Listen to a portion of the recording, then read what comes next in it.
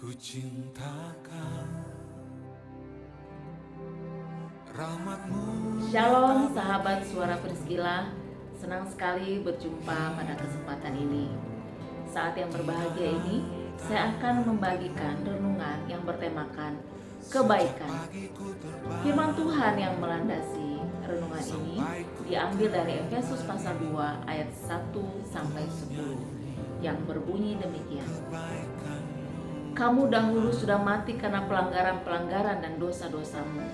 Kamu hidup di dalamnya karena kamu mengikuti jalan dunia ini, karena kamu mentaati penguasa kerajaan angkasa, yaitu roh yang sekarang sedang bekerja di antara orang-orang durhaka. Sebenarnya dahulu kami semua juga terhitung di antara mereka, ketika kami hidup di dalam hawa nafsu daging dan menuruti kehendak daging dan pikiran kami yang jahat. Pada dasarnya, kami adalah orang-orang yang harus dimurkai, sama seperti mereka yang lain. Tetapi Allah yang kaya dengan rahmat, oleh karena kasih-Nya yang besar, yang dilimpahkannya kepada kita, telah menghidupkan kita bersama-sama dengan Kristus, sekalipun kita telah mati oleh kesalahan-kesalahan kita. Oleh karena kasih karunia, kamu diselamatkan. Dan di dalam Kristus Yesus, Ia telah membangkitkan kita juga dan memberikan tempat bersama-sama dengan Dia di surga, supaya pada masa yang akan datang Ia menunjukkan kepada kita kekayaan kasih karunia-Nya yang melimpah-limpah sesuai dengan kebaikan-Nya terhadap kita dalam Kristus Yesus. Sebab karena kasih karunia kamu diselamatkan oleh iman. Itu bukan hasil usahamu, tetapi pemberian Allah. Itu bukan hasil pekerjaanmu. Jangan ada orang yang memegahkan diri. Karena kita ini buatan Allah, diciptakan dalam Kristus Yesus untuk melakukan pekerjaan baik yang dipersiapkan Allah sebelumnya. Ia mau supaya kita hidup di dalamnya. Berdasarkan ayat tersebut, saya beri judul renungan saat ini, yaitu hidup dalam kebaikan.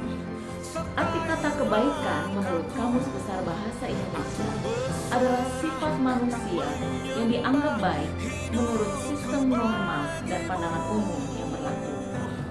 Ada berbagai alasan atau motif yang mendorong seseorang untuk berbuat kebaikan. Ada yang melakukan dengan motivasi murni, tetapi ada juga karena kepentingan-kepentingan. Hidup dalam kebaikan berbicara tentang kebaikan hakiki, yaitu perbuatan kebaikan yang berkaitan erat dengan karya Allah di dalam kehidupan kita sebagai miliknya. Di dalam Galatia pasal 5 ayat 22 dan 23 menunjukkan bahwa tanda kehidupan seseorang yang hidup dipimpin dan dikuasai oleh Roh Kudus adalah ia mampu untuk hidup memancarkan kebaikan bagi sesama. Di dalam Efesus pasal 2 ayat 10 ditegaskan bahwa karena kita ini buatan Allah, diciptakan dalam Kristus Yesus untuk melakukan pekerjaan baik yang dipersiapkan Allah sebelumnya. Ia mau supaya kita hidup di dalamnya. Dari firman-Nya, Allah berkehendak agar setiap orang yang adalah miliknya harus hidup dalam kebaikan sejati, bukan pilihan atau alternatif. Sehingga ada pertanyaan renungan bagi kita. Pertanyaan pertama, mengapa Allah berkehendak agar kita hidup dalam kebaikan?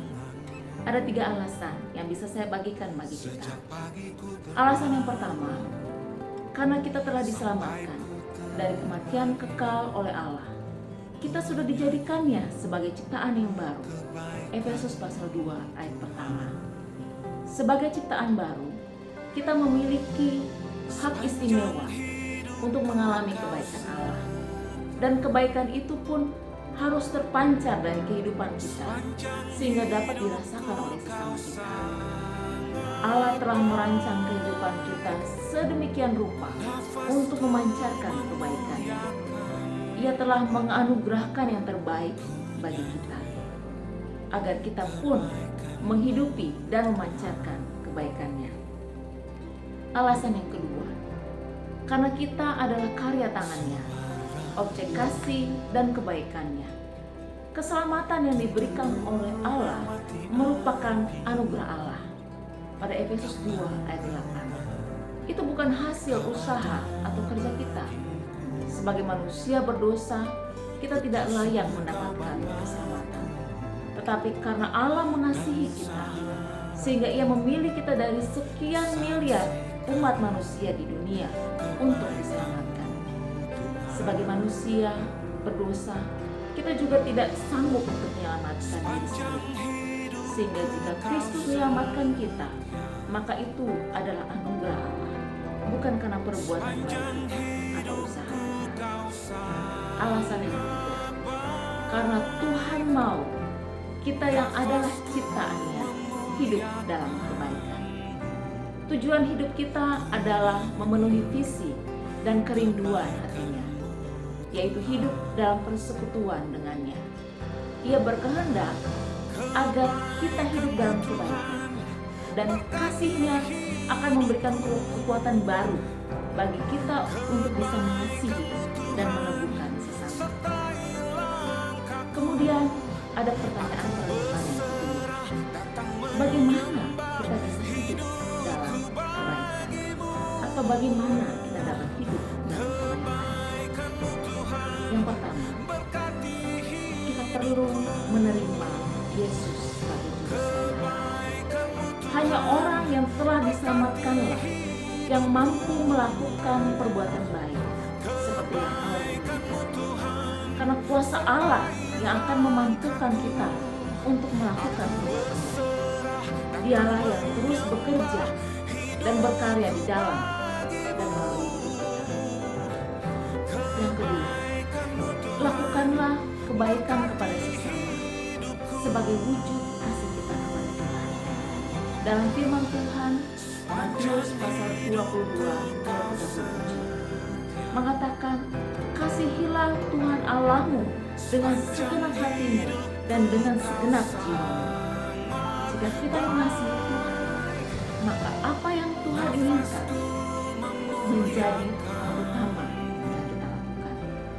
Tuhan mau kita melakukan perbuatan baik, maka lakukanlah hal itu dengan motivasi mengasihi Tuhan.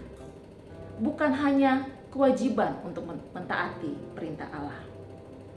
Yang ketiga, mulailah terlebih dahulu untuk melakukan kebaikan bagi sesama, dan buatlah kebaikan kepada sesama seperti kita secara pribadi ingin menerima kebaikan dari orang lain. Firman Tuhan dalam Matius 7 ayat 12, Yesus berkata, segala sesuatu yang kamu kehendaki supaya orang lain perbuat kepadamu, perbuatlah demikian juga kepada mereka. Itulah isi seluruh hukum Taurat dan kitab para nabi. Sehingga muncul pertanyaan perenungan yang ketiga, perbuatan baik seperti apa yang bisa saya mulai lakukan? Mulailah dari apa yang kita miliki. Kata-kata yang baik yang menyenangkan hati orang yang mendengar.